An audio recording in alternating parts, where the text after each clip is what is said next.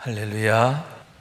오늘도 주의 말씀 들을 때 성령께서 주께서 여러분의 마음을 열어주셔서 말씀이 들려지고 깨달아지고 믿어지고, 그러므로 인해 그 말씀이 여러분에게 능력과 축복과 영광이 될 수 있기를 주님의 이름으로 축원합니다. 기독교와 다른 모든 종교와 다른 가장 큰 특징이 뭐냐라고 한다면 단연 끝이 다르다라는 사실인데, 다른 모든 종교들은 어떠합니까? 하나같이 굳게 닫힌 무덤들을 갖고 있는데 그것이 그들의 마지막이 되는 게 아닙니까? 석가모니에게는 사리탑이 있고, 공자에게는 공자묘가 있고, 마호메트에게는 메디나에 그의 묘가 있는데 죽음이 그들 모두의 끝이 되었음을 보여주고 있다라고 하는 얘기입니다. 그러나 예수 그리스도의 무덤만큼은 유일하게 지금도 활짝 열려 있는데, 2000년 전 그 문이 처음 열린 그때로부터 지금까지 여전히 활짝 열려 있음을 보게 된다는 얘기입니다. 세 장의 사진을 보여드리겠습니다. 먼저 첫 번째 사진은 성목교회의 내부 모습입니다. 예수님의 무덤이 있던 그 자리 위에 세워진 교회예요. 그 교회의 내부의 모습입니다. 자, 가운데 문이 있죠? 가운데 문. 두 번째 사진입니다. 자, 그 문 안으로 많은 사람들이 들어가고 있어요. 왜 들어가느냐? 세 번째 사진입니다. 그 문 안으로 들어가면 층계가 있고, 층계를 내려가면 또 하나의 문이 있고, 그 안에 바로 이러한 자리가 있어요. 예수님께서 시신으로 누워 계셨던 그런 자리입니다. 예수님께 누우셨던 그 자리가 지금도 텅텅 비어 있음을 보게 되는데, 바로 그곳을 순례객들이 직접 들어가서 보게 된다라고 하는 얘기입니다. 본래는 아리마대 사람 요셉이 자기 자신을 위해 준비했던 무덤인데 예수님을 위해 내어드렸고, 그러므로 그곳이 부활의 현장이 되었음을 보게 되는 겁니다. 그래서 그곳을 순례한 모든 사람들은 그 빈 무덤을 보면서 여기가 예수님께서 누우셨던 자리구나, 여기에 계시다가 부활하셨구나 하는 것을 직접 보고 경험하게 되는데, 그것은 오직 예수 그리스도의 무덤에게서만 볼 수 있는 유일한 것이 아닌가, 그렇게 생각하게 되는 겁니다. 그러면 무엇입니까? 그것은 본래 시작부터가 아예 다르기 때문이 아닙니까? 예를 들어서 이제 봄이 되어서 농부들이 밭에 나가 씨를 뿌리게 될 것인데, 씨앗을 심고 물을 주게 되면 며칠 후 싹이 나게 되는 겁니다. 생명의 놀라운 역사를 보여주는데 자연은 결코 속이는 법이 없기 때문입니다. 그런데 똑같이 씨를 뿌렸습니다. 물을 주었습니다.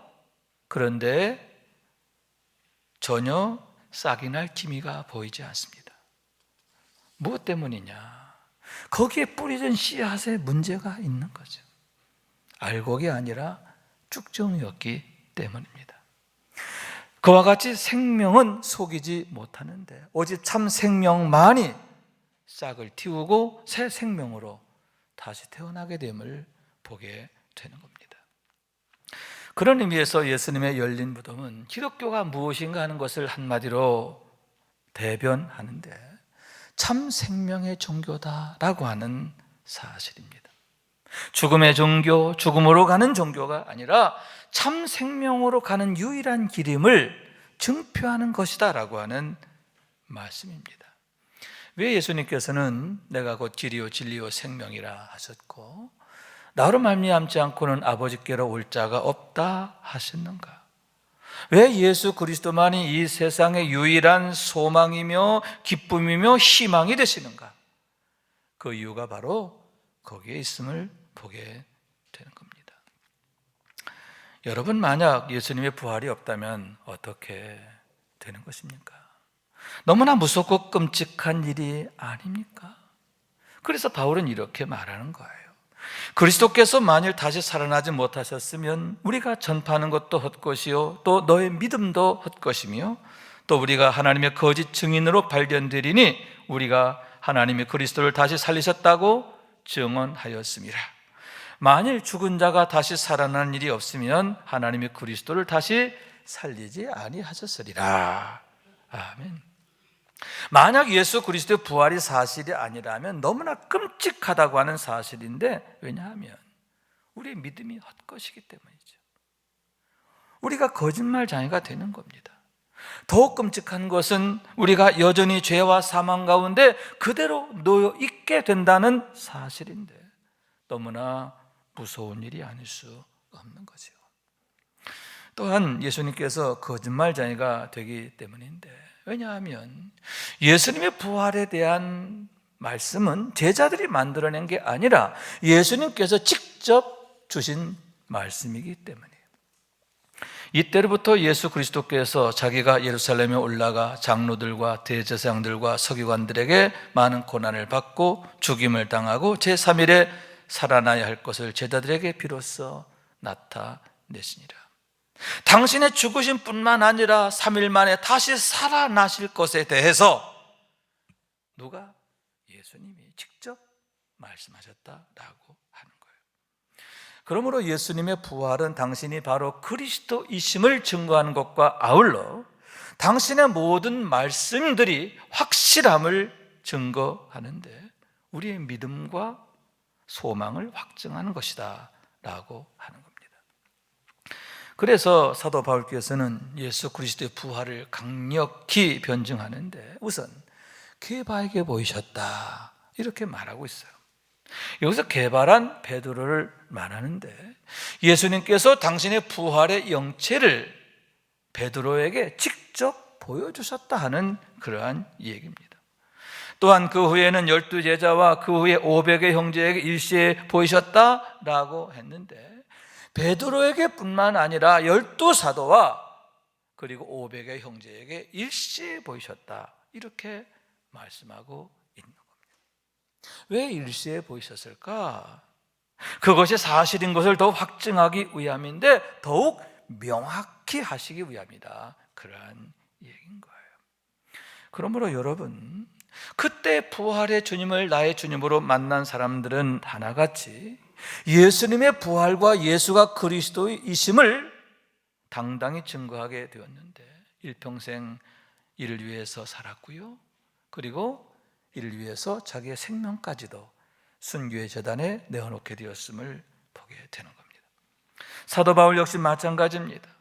야고보에게 보이셨으며 그 후에 모든 사도에게와 맨 나중에 만삭되지 못하여 난 자 같은 내게도 보이셨느니라 했는데, 여기서 만삭되지 못하였다는 말은 팔싹둥이라는 거죠. 실제로 사도 바울은 팔싹둥이였다고 하는 겁니다. 가까스로 살아난 목숨이다, 사람 구실도 제대로 못할 뻔한 하찮은 인생이다, 그런 의미를 갖고 있는데 그러한 나에게까지도 주님께서는 당신의 부활의 영체를 보여주셨다라고 하는 얘기인 거예요. 더구나 여러분, 그때가 언제냐? 자기가 기독교를 가장 극심히 반대하던 박해하던 그때인 거예요. 어떻게 죽은 자가 다시 살아날 수가 있는가? 어떻게 저주받은 자가 그리스도가 될 수 있는가? 그래서 기독교인들은 세상을 미혹하는 거짓 집단이다 생각하고 기독교를 박멸하려고, 교회를 진멸하라고 앞장을 서게 되었는데, 바로 그러한 때에 호련한 빛 가운데서 주님이 찾아와 만나주셨다라고 하는 거예요. 부활의 주님을 나의 주님으로 만나게 된 줄로 믿습니다. 주님께서 그의 마음을 열어주시고 귀를 열어주시고 마음을 열어주신 줄로 믿습니다. 그러므로 인해 변화됨을 받아 예수가 그리스도이심을 고백하게 되었는데, 이후에는 일평생 예수가 그리스도이심을, 예수님의 부활을 증거하게 된 줄로 믿습니다. 복음을 위해서 일평생 헌신하고 수고하고 자기 생명까지도 내어놓게 되었다라고 하는 얘기입니다. 여러분, 그와 같이 우리들도 더욱 확증하게 되기를 원하는데요. 바울에게서처럼 우리 주님이 우리를 찾아와 주시고 만나 주시게 되기를 원하는 거예요. 부활의 주님을 나의 주님으로 더 가까이 만나게 되기를 원합니다. 그러므로 부활의 증인으로 살았던 모든 사람들처럼 부활의 능력과 축복과 영광 가운데 사는 우리 모두가 될 수 있기를 주님의 이름으로 축원합니다. 또한 여러분, 하나님의 말씀이 얼마나 확실한가 하는 것을 확증하는데, 예수님의 부활이 증표하는 게 뭐냐? 예수님의 열린 무덤이 무엇을 말하느냐? 우리 주님의 말씀이 얼마나 정확한가? 1.1획의 어긋남도 없음에 대해서 분명히 보여주는 것이다 라고 하는 얘기입니다. 본문 5절과 6절에서 천사가 이렇게 말합니다. 여자들이 두려워 얼굴을 땅에 대니 두 사람이 이르되 어찌하여 살아있는 자를 죽은 자 가운데서 찾느냐? 여기 계시지 않고 살아나셨느니라. 갈릴리에 계실 때 너에게 어떻게 말씀하셨는지를 기억하라. 아멘. 안식 후 첫날 새벽에 무덤을 찾았던 여인들에게 전한 천사의 메시지입니다. 여러분, 무덤을 찾았을 때에 활짝 열린 그 무덤을 보고 얼마나 놀랐을까요? 얼마나 당황하고 걱정하게 되었을까요? 그러나 이내 놀라운 소식을 듣게 되는데, 어찌하여 살아있는 자를 죽은 자 가운데서 찾느냐 하는 그런 천사의 꾸짖음인 거예요. 그는 여기 계시지 않다. 여기 계시지 않다. 살아나셨느니라. 그렇게 말씀하시며 여전히 죽음 가운데 있는 예수님을 찾는 여인들을 책망하셨다라고 하는 얘기입니다. 왜냐하면 그것은 당신의 부활에 대해서 주님께서 누차 말씀하셨는데 그것에 대해서 듣지 않음이며 믿지 않음이기 때문인데, 그러므로 책망이 되셨다, 책망이 되었다, 그런 얘기입니다. 그런 의미에서 여러분, 우리가 유념할 사실이 하나 있는데 그것은 마르다와 마리아에 대한 얘기입니다. 그날 새벽에 무덤을 찾았던 여인들의 이름들을 보면 거기에 이스라엘 이름이 없어요. 다시 말해서 마르다와 마리아의 이름이 보이지 않는다라고 하는 거예요. 특히 마리아의 경우는 성경에서 매우 중요한 위치를 차지하고 있는데, 만약 그녀가 거기 있었다고 한다면 막달라 마리아보다 그녀의 이름이 앞에 있어야 타당하기 때문인 겁니다. 그러면 무엇인가? 왜 마리아가 마르다와 함께 그 자리에 없었을까 하는 문제인데, 특별히 다음에 세 가지 사건들과 연관이 있음을 생각하게 되는 겁니다. 첫 번째는 누가복음 10장 38절 이하에 있는 말씀인데, 마리아의 좋은 편에 대한 얘기입니다. 주님께서 마르다의 초청을 받아 그녀의 집에 가시게 되었는데, 그때에 마르다는 준비하는 일이 많아 마음이 분주했고, 동생 마리아는 주의 발치에 앉아 그의 말씀을 들었다, 이렇게 말씀하고 있는 겁니다. 주님의 발치에 앉아서 말씀을 들었다 하는 것은 무엇입니까? 주님의 말씀을 단 한마디도 놓치지 않기 위한 그녀의 그 열심을 보게 되는 게 아닙니까? 얼마나 주님의 말씀을 간절히 사모했는가, 얼마나 열심히 들었는가, 그것을 나타내는 거죠. 이에 대해서 주님께서는 마리아는 이 좋은 편을 택하였으니 빼앗기지 아니하리라 하셨음을 보게 되는데, 마리아가 어떤 사람이냐? 그처럼 주의 말씀을 사모하고 잘 듣는 사람이었다 하는 겁니다. 그와 동시에 빼앗기지 아니하리라, 말씀을 빼앗기지 않는 겁니다. 믿음을 빼앗기지 않는 겁니다. 좋은 편을 빼앗기지 않는 거예요.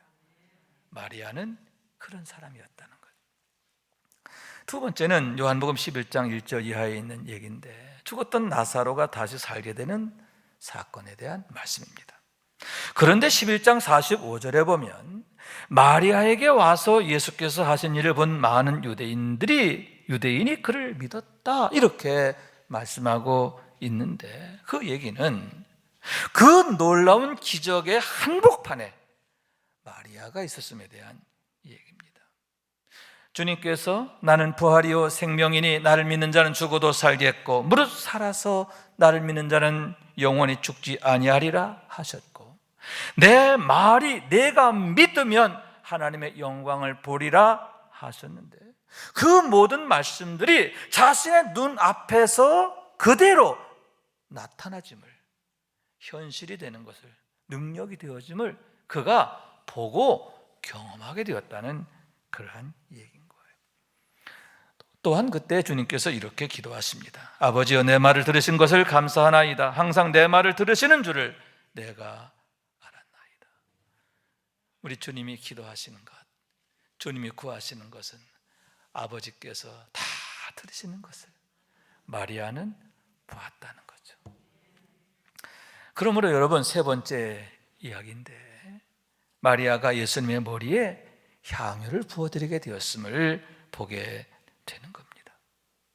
예수님의 머리에 부어드리고, 그리고 발에다 부어드리고, 자신의 머리칼로 닦아드리게 되었음을 보게 되는데, 이에 대해서 주님께서는 이 여자가 내 몸에 향유를 부은 것은 내 장례를 위하여 함이니라 하셨음을 보게 되는 거예요.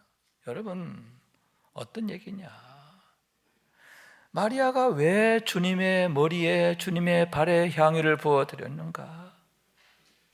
주님의 죽으심을 준비한 것이라는 거예요. 그와 더불어서 주님 말씀하신 대로 다시 살아나실 것을 믿고 그렇게 한 것을 믿으시기 바랍니다.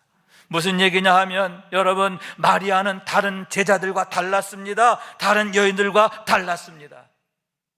주님께서 누차에 걸쳐 당신의 죽으심과 부활하실 것에 대해서 말씀하셨지만 듣지 않았어요. 마음에 새기지 않았어요. 그렇지만 마리아는 그대로 들었다는 겁니다. 그대로 믿었다는 겁니다. 그렇기 때문에 여러분, 마리아가 무덤을 찾을 이유가 없는 거죠. 왜 예수님의 머리에 발에 향유를 부어드리게 되었는가? 왜 마리아는 그때 다른 여인들과 함께 예수님의 무덤을 찾게 되지 않았는가? 그처럼 주님께서 이미 산자 가운데 계심을 이미 믿었기 때문이 아닌가, 그렇게 생각하는 것입니다. 그렇기 때문에 그때의 천사들이 여인들에게 특별히 당부한 것은, 갈릴리에 계실 때 너에게 어떻게 말씀하셨는지를 기억하라 함인데, 마리아처럼 들어야 하고 기억해야 하고 믿어야 한다, 그런 얘기인 거죠.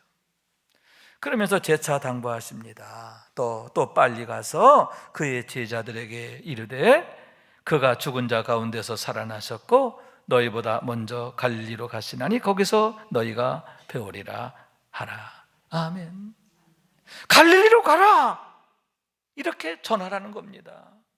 그러면 왜 갈릴리로 가라 하셨는가? 왜 거기서 너희가 배우리라 하셨는가? 갈릴리는 주님께서 제자들에게 말씀을 주셨던 자리인 거예요. 그러니까 말씀의 자리로 가라. 너에게 주신 그 말씀을 기억하고 생각하고 받으라, 믿으라 하는 그러한 의미인 것을 보게 되는 겁니다. 왜냐하면 여러분, 주님께서는 말씀하신 대로 살아나신 줄로 믿습니다.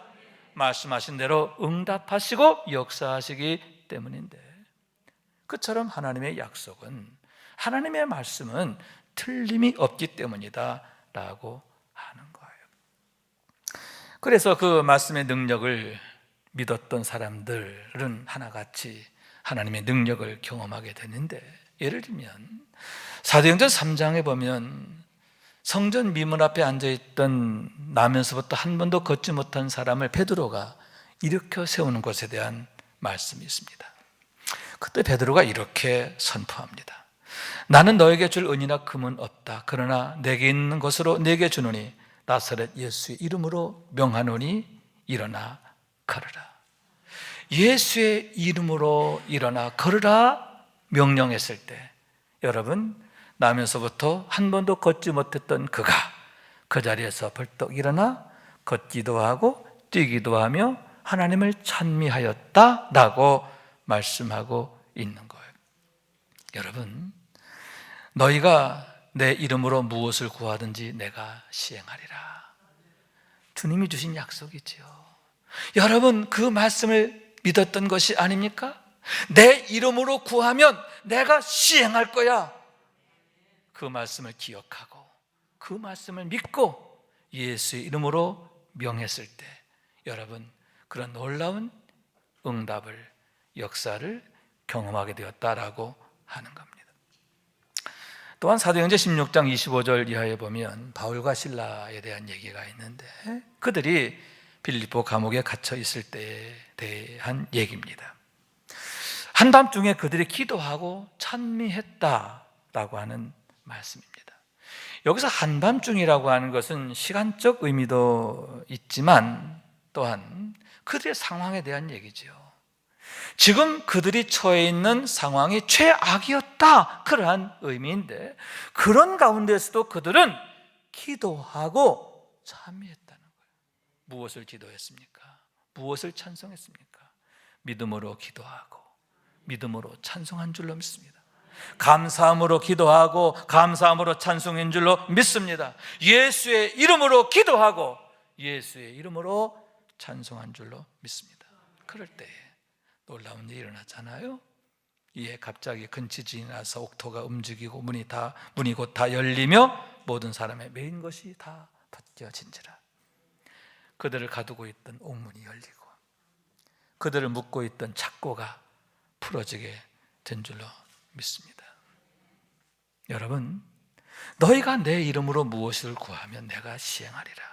할렐루야. 여러분, 그 말씀을 믿고 그 말씀 붙들고 나가니까 하나님이 그처럼 응답하시고 역사하셨음에 대한 얘기인 거예요. 그러므로 여러분, 마리아처럼 그리고 성령 받은 이후에 베드로와 바울처럼 주님의 말씀을 늘 기억하고 따르고 붙드는 삶이 되어야 하는데 그럴 때 하나님께서 말씀대로 역사하시는 것을 우리가 보고 경험하게 될 것이다 라고 하는 얘기인 겁니다. 말씀이 육신이 되어 우리 가운데 거하심에 우리가 그 영광을 보니 아버지의 독생자의 영광이요 은혜와 진리가 충만하더라. 말씀이 육신이 되었다고 그랬어요. 그랬을 때 하나님의 영광이 거기에 드러나 보여지게 됐다, 그런 얘기입니다. 여러분, 그처럼 말씀이 믿음의 사람들을 통해서 육신적으로 나타나게 되는 거예요. 또한 여러분, 말씀으로 인하여 우리가 소망을 품게 되는데요. 그러나 이제 그리스도께서 죽은 자 가운데서 다시 살아나사 잠자는 자들의 첫 열매가 되셨도다. 아담 안에서 모든 사람이 죽은 것 같이 그리스도 안에서 모든 사람이 삶을 얻으리라. 여러분, 말씀하신 대로 응답하셨고 역사하신 하나님, 또한 말씀하신 대로 약속하신 대로 장차 이루실 것을 믿으시기 바랍니다. 그렇기 때문에 주님의 말씀만이 우리에게 소망이 되고 기쁨이 되는 것을 믿으시기 바랍니다. 여러분, 우리가 붙잡아야 할 것은 형편과 상황이 아니에요. 이 세상이 아닙니다. 돈도 아니고 권력도 아니에요. 사람도 아니에요. 오직 주의 말씀을 붙잡아야 할 줄로 믿습니다. 우리 주님께서 말씀을 통해서 우리를 찾아와 주시고 만나 주시고 응답하시고 역사하시고 축복하시기 때문인 줄로 믿습니다. 오직 주의 말씀을 따르고, 그래서 그 말씀의 능력과 응답과 축복의 주인공이 되는 우리 모두가 되어지시기를 주님 이름으로 축원합니다. 본문 8절과 9절 말씀을 우리가 함께 읽습니다. 시작. 그들이 예수의 말씀을 기억하고 무덤에서 돌아가 이 모든 것을 11사도와 다른 모든 이에게 알리니. 아멘. 여인들이 천사의 그 말을 듣고 다시 제자들에게로 돌아가서 부활의 증인이 되었음에 대한 얘기인 거예요. 그런데 마태복음 28장 8절에 보면 같은 상황에 대한 말씀이 있는데 그들이 큰 기쁨으로 빨리 무덤을 떠나 제자들에게 알리려고 다름질 쳤다, 이렇게 말하고 있어요. 그들이 얼마나 큰 기쁨으로 그 놀라운 부활의 소식을 전하게 되었는가 하는 그러한 얘기인 거예요. 여러분, 다시 말씀드리지만 기독교는 뭐다? 끝이 다른 종교다. 끝이 다른 종교예요. 또한 그 얘기는 시작이 다르다는 의미라고 하는 말씀입니다. 아울러 그 얘기는 우리의 모든 시작이 예수 그리스도가 되어야 한다는 의미인 줄로 믿습니다. 우리의 모든 상황에 대해서도 예수님이라면 어떻게 하실까 질문하면서 그 대답을 찾아야 한다라고 하는 겁니다. 우리의 모든 목적과 소망을 예수 그리스도에게 두어야 한다는 의미인 줄로 믿습니다. 그러므로 여러분, 더욱 말씀이 역사하시고 성령이 역사하는 삶이 되기를 원하는데요, 부활이요 생명이신 예수 그리스도로 인하여 사는 삶이 되기를 원하는 거예요. 그럴 때 성도의 영화가 나타나는 거죠. 하나님의 능력이 역사하시고 이김의 삶을 살게 되는 줄로 믿습니다. 말씀이 육신이 되어 우리 가운데 거하신 것처럼 하나님의 영광이 우리의 삶에 깃들게 되고 나타나게 된다라고 하는 말씀인 거예요. 날마다 그로 인하여 하나님께 감사하고 찬송하고 하나님이 나의 주 되심을, 또 하나님의 그 능력 되심을 이웃에게 증거하며 사는 우리 모두가 될 수 있기를, 부활의 증인으로 사는 우리 모두가 되어줄 수 있기를 주님의 이름으로 축원합니다. 우리 말씀 생각하면서 기도한 마음으로 찬양합시다. 오신실하신 주 함께 찬양합니다. 하나님 한 번도 나를 실망시킨 적 없으시고 언제나 공평과 은혜로 나를 지키셨네. 오신실하신 주, 오신실하신 주, 내 너를 떠나지도 않으리라, 내 너를 버리지도 않으리라 약속하셨던 주님, 그 약속을 지키사 이후로도 영원토록 나를 지키시리라 확신하네. 지나온 모든 세월들 돌아보아도 그 어느 것 하나 주의 손길 안 미친 것 전혀 없네. 오신실하신 주, 오신실하신 주, 내 너를 떠나지도 않으리라, 내 너를 버리지도 않으리라 약속하셨던 주님, 그 약속을 지키사 이후로도 영원토록 나를 지키시리라 확신하네.